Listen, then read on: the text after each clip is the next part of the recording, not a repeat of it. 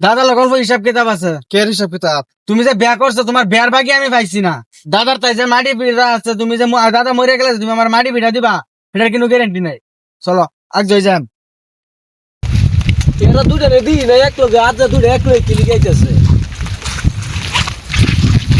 ও দাদা, দাদা দাদা উড়ো।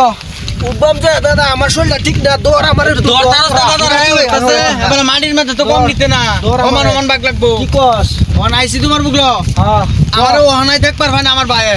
ঠিক আছে না, বন্ধে বন্ধে ঘুরতে আছি তো দেখছোই। হ্যাঁ বেয়া করছে, বেড়া মন্দির খাইবার দিছে না ভালো করে।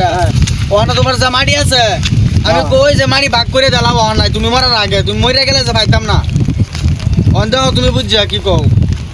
আচ্ছা আমার শরীরটা ঠিক হয়ে এলো, দুই দিন দাদা তোমার আমি না করি গাঙ্গে গাঙ্গে দেখা বইবার। আরে গাঙ্গের কানি বয়ে দেখি আমার জীবনটা এই যে গেল। গাঙ্গের কানি বয়ে থাকলে শরীরটা ভালো লাগে।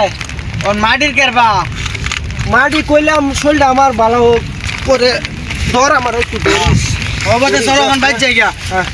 যাও, আমার তো বাড়ির জায়গায় নাই, থাকবার দেন। আমার ভাবি আছে, দাদা আছে।